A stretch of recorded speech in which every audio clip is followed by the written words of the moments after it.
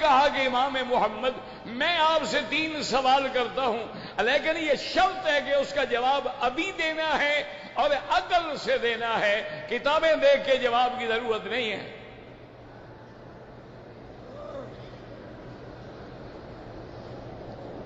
امام محمد رحمت اللہ علیہ نے فرمایا بادشاہ سے،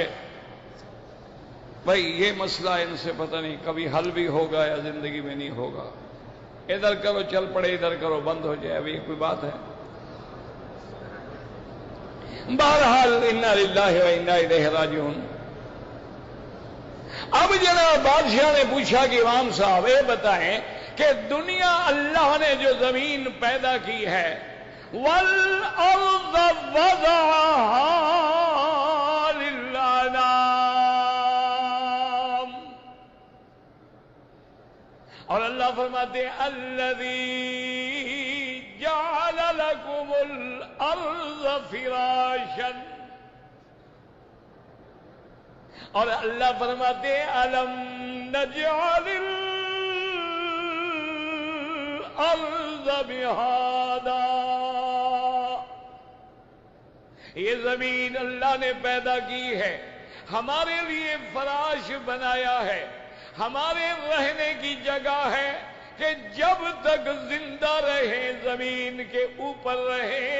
اور جب موت آئے تو زمین کے اندر دفن کر دیے جائیں، اور پھر ایک وقت آئے گا جب ہمیں اس زمین سے اٹھایا جائے گا۔ اللہ فرماتے ہیں منہا خلقناکم وفیہا نعیدکم وَمِنْهَا نُخْرِجُكُمْ تَارَةً أُخْرَى، اس مٹی سے ہم نے تم کو پیدا کیا ہے اور اسی مٹی میں ہم نے دفن کرنا ہے، پھر اسی سے تمہیں نکالنا ہے۔ اس لیے کیا پیاری دعا ہے حاجیو، یاد کر لو، اللہم ارحمنا فوق الارض وارحمنا تحت الارض وارحمنا عند العرض۔ اللہ تبارک و تعالی جب تک ہم زمین کے اوپر ہیں ہم پہ رحم فرما، اور جب زمین کے اندر آئے تو رحم فرما،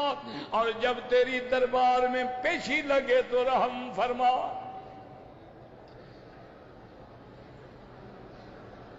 اب بادشاہ نے پوچھا کہ امام محمد پہلا سوال یہ ہے، اس زمین کو اللہ نے پیدا کیا ہے تو ہر چیز کا کوئی نہ کوئی بنیادی نقطہ ہوتا ہے،